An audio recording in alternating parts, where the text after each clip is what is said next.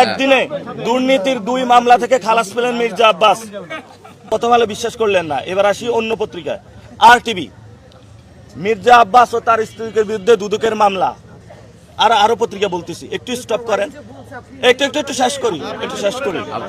দুদকের অনুসন্ধানে মির্জা আব্বাস ও তার স্ত্রী আফরোজা আব্বাসের নামে 20,92,363 টাকার অবৈধ সম্পদ পাওয়া গেছে।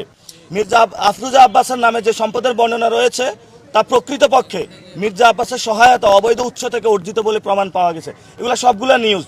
দুদকে দাখিলকৃত আফরোজা আব্বাসের সম্পদ বিবরণী যাচাইকালে তার আস্থাবর সম্পদের মধ্যে ঢাকা ব্যাংকের অনেকগুলা সম্পদ তাদের, এবং সেখানে প্রত্যেকটা, ভাই আমি আপনার লিঙ্ক পাঠিয়ে দিব, আপনি তো এদিকে আসেন।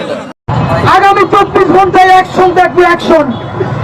শাল্লবাবু ছিঁড়ে ফেলাইতে হবে খানকি।